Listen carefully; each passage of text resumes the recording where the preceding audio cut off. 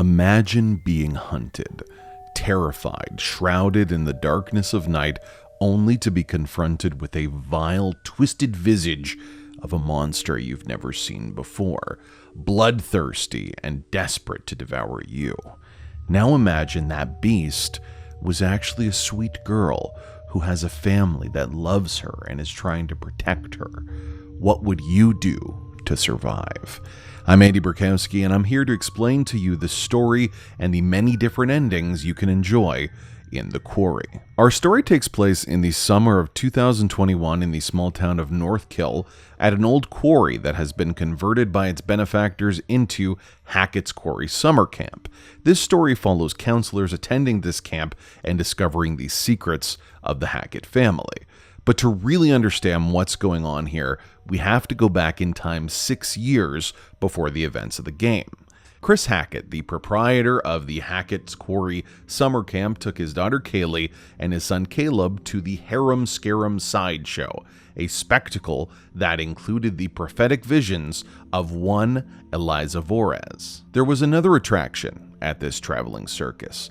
Silas the dog boy, locked in a cage, forced to show his mutated form to gawkish guests as his mother Eliza raked in the profits. Kaylee, seeing this with her pure heart, could not stand such a being suffering and convinced her brother to create a small fire in order to make a distraction, allowing them to free Silas. Unfortunately, the blaze overcame the encampment. Silas was freed, but not before infecting Caleb with a sinister curse. Eliza discovered the carnage, and reports suggest she either died from an explosion or chose to end her own life, but not before cursing the Hackett family with the same vile blood that flowed through Silas's veins. On each full moon, those infected with the curse will turn into werewolves. They will thirst for blood and can only be killed by silver. When the moon sets, they transform back into their regular selves. This curse has some pretty interesting features. For one, there's a fear of water, making swimming impossible while in werewolf form. The creatures won't eat other werewolves, which factors really strongly in this game. As they're transforming, they give in to their most primitive emotions, be it lust or vanity, before exploding their current flesh and turning into this beast of the night. This also means that while infected, any wounds incurred can be healed. In one case, even a scarred over eye became usable once again. This is the double-edged sword of the werewolf infection, both a gift and a curse. As Silas escaped the blaze, Caleb began to transform, infecting both his sister and his father. This provided a dilemma for the Hackett family that takes care of small children most of the summer at their camp. The family came together and a plan was hatched. The elder Hacketts, Jedediah and Constance, lived on the property and wanted to make sure that no innocent blood was spilled. They set up protective areas where the trios could turn into werewolves without hurting anyone, eventually purchasing electrified cages to be used during those fateful full moons. Their son, Bobby, a dim-witted but immensely strong former soldier, went with his father during these full moons, smearing werewolf blood on their faces for protection as they hunted for Silas, for if they could kill him during the full moon, the curse would finally be broken. Another Hackett son, Travis, took up the role as county sheriff of Northkill and made sure that as the family tried to hunt down this monstrous boy, no one would interfere. Even worse, possibly be murdered themselves. Yet year after year, the family would search up and down the coast for this dog boy and find nothing. During this hunt, 2 hikers happened upon the Hackett's land and were killed, either by the werewolf Hacketts while they were in transformed forms, or by the rest of the Hackett family, perhaps indicating they saw something they shouldn't have. The body of one of the hikers was sunk and hidden in the summer camp lake, an important piece of evidence in the story moving forward. The curse continued on year after year, and 6 years later, we begin the events of the Quarry. Two summer camp counselors and lovers, Laura and Max, are heading to Hackett's Quarry a day early. When driving to this distant locale, they nearly crash into a mysterious figure in the center of the road. That figure is Silas, the dog boy, on a full moon's night. While trying to fix the car and return to the road, Laura discovers the remnants of that Harum Scarum sideshow, and she sees glimmers of Eliza, known now colloquially as the Hag of Hackett's Quarry. As Laura and Max head back to the road, they are discovered by Travis. The cop is suspicious of the pair and demand they do not go to the summer camp. Instead, they should spend the night at a local motel. Little did they know, this is Travis's attempt to save their lives. The duo, thinking they know best, disregarded the advice and headed to the summer camp looking for anyone, and instead, they discovered Chris, in werewolf form, trapped in the basement. He attacked Max, and as Laura is trying to save him, Travis arrives, knocking out both of them and taking them away. At first, it seems like perhaps this is the most villainous act yet, but in fact, he's actively trying to save their lives. As the chapter ends, we see the narrator for the quarry. It is none other than Eliza, the Hag of Hackett's Quarry herself. She has cursed the counselors with the task of eliminating the Hackett family, but the really interesting thing here is she isn't talking to any specific counselor during these intermission sessions. She's talking to you, the player, and we discover at the end of the game what it means for us if we do decide to betray her. Meanwhile, Travis takes Laura and Max to an abandoned holding cell. Max, who has been infected, turns into a werewolf from the comfort of his cell. Travis then spends the following weeks questioning both Laura and Max without letting it slip what is actually going on. The pair are stuck in this prison cell for a month until the next full moon night, when Travis lets Laura see what Max has become. In Max's terrible werewolf form, he scratches out one of Laura's eyes, but also frees Laura. This gives her a chance to search the station, finding syringes and hiding them in a place inside her cell. Once Travis then checks on them again, Laura is able to free herself and trap Travis in this cell. Laura and Max then decide, knowing that Max is infected, they have to kill Chris the vampire that attacked Max in order to ensure Max is freed. They take some silver bullets and a gun and head on their way. Over 2 months has gone by since they first arrived in the town of Northkill, and the pair settle on an island near the summer camp. The thinking there is that during this full moon night, Max will be stuck on the island in werewolf form, and Laura will go out and kill Chris. Max then won't kill Laura, and they can go home happily ever after. This is the moment in the chronology of the story where we finally meet the rest of the counselors. The Quarry has hundreds of different choices you can make and endings you can enjoy. I'm going to highlight here the bare structure of how the game progresses, because ultimately they all do sort of end in the same place. Once we get through that, though, I'm going to explain a little bit about how wildly different this story can be. It's the end of the summer, and the counselors are getting ready to leave Hackett's Quarry. The counselors that are still here, we have Jacob, Caitlin, Ryan, Dylan, Abby, Nick, and Emma. Jacob is still in love with his summer fling Emma and desperately wants to spend another night together, so he decides to sabotage their getaway vehicle. Chris Hackett sees this and is very upset at this turn of events, specifically because he's about to go full werewolf. So he begs the counselors to stay inside as he jets off, where he will be chained up in the attic of the Hackett household. The counselors, once again, thinking they know best, decide to have a big party with fireworks outside instead, and also a little bit of truth or dare. Brooding main character Ryan has some pretty great chemistry with the incredible best in the series Dylan, but ultimately it does sort of fizzle out to nothing. During this time, Chris tells the rest of his family what has happened, and Jedediah and Bobby then spend most of the night trying to protect the counselors from the werewolves on the property. Of course, they don't tell the counselors that, so to the player, it seems like they're trying to kill these kids, which leads to pretty much all of the calamities until about Chapter 9 in the game. Nick eventually gets bit by a werewolf. Jacob goes skinny dipping with Emma at the island where Max is, and Dylan tries to call the outside world, which causes him to get bit and possibly have his hand chainsawed off by Ryan, but he's still interested in him, so that's an interesting dynamic here. If all the right choices are made in the early chapters, Ryan, Dylan, Abby, Nick, and Caitlin discover a dead body in the pool. It's Kaylee, the daughter of Chris and a werewolf herself. They figure out that Laura shot Kaylee while she was in werewolf form, thinking it was Chris. She was so confident that she actually went back to Max thinking he would be cured, only to find him in full werewolf mode where she herself got bit. The counselors decided then to split up, with Ryan and Laura going to find Chris and end this.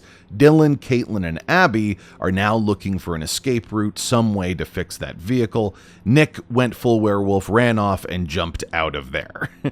Eventually, Jacob is captured by the Hackett's, who throw him into that electrified cage we talked about before, along with Nick, who is in full werewolf form. Emma meets up with the team and goes to a safe security room with Abby as Dylan and Caitlin head to a local scrapyard to try and find a way to fix that vehicle that was sabotaged. Instead, they're attacked by Silas and barely make it out alive before heading back to the main camp building where Emma and Abby are hiding. This is where Laura and Ryan finally confront the Hackett's. If the right choices are made during this confrontation, then no one in the Hackett family is killed, as Travis does his best to beg both sides not to destroy each other. Laura and Ryan eventually do find Chris chained in the attic of the Hackett household, which devolves into a massive brawl, the real pinnacle moment of the game between all members of the Hackett family and Laura and Ryan. Eventually, Chris has to be killed for the others to live, but in doing so, Travis agrees to work with Laura and Ryan, ending the curse once and for all as they go and hunt for Silas. Back at the main lodge, gun in hand, Caitlin and Dylan are attacked by Caleb in werewolf form, but thanks to some planning ahead, Caitlin can be infected but not killed by a werewolf during the junkyard scenes, allowing Caleb, Dylan, and Caitlin to survive the encounter. Oh, and Max ends up naked in a tree and alive. Finally, the game ends with Travis, Laura, and Ryan discovering Silas, ending his life, and if all those choices are made, this is the ending you get.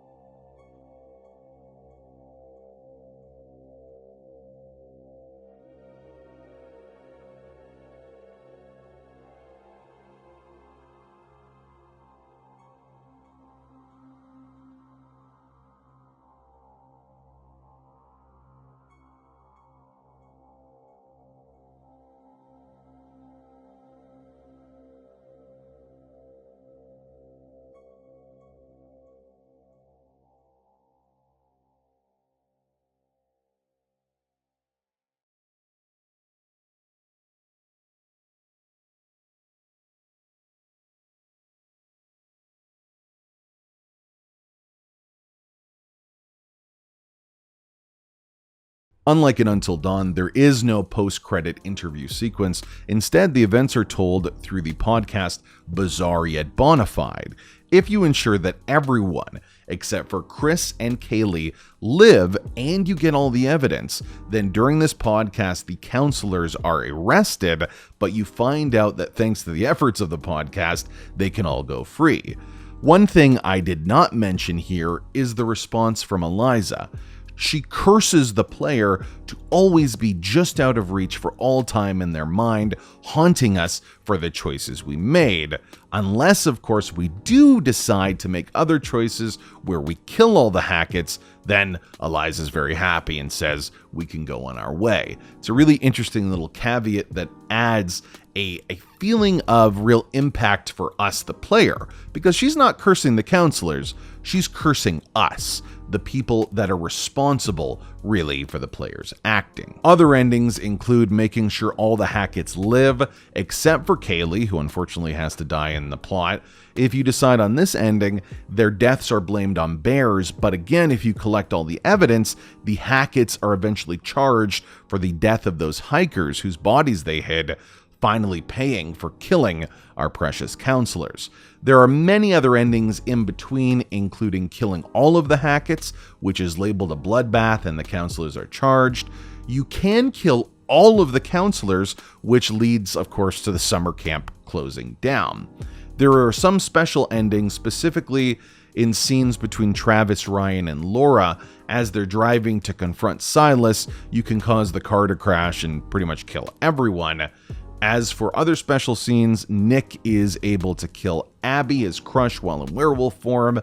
Jacob can admit he did all of this just to be close to Emma and then turns into a werewolf and eats her. There's even a special ending between Laura and Max when they're finally free of the curse and can reunite. And there's one final little secret that I wanted to talk about here. If you achieved one of the perfect endings that I discussed earlier, after you watch the entire credits and it's just about to end, you hear a whisper of the hag saying, "Anathema." Now that has a few different religions. It can traditionally mean something that you radically dislike, but I think the definition that's being used here is the religious one, which in the New Testament connects to the idea of an active curse, that she's ushering in one of these curses. So even though the counselors may have been freed and you've done everything correctly, that curse is still there. It's a cool little addition, especially considering the fact that this curse is, again, not to the counselors, but to you, the player, reminding you that even though you're done the game, you're still at risk of maybe seeing the hag in your real day-to-day life. And there you have it. I sincerely hope you enjoyed the story and ending of The Quarry. What ending do you think is the true ending? Which one do you really feel is the worst? And where do you think the game could have improved in telling this interactive horror?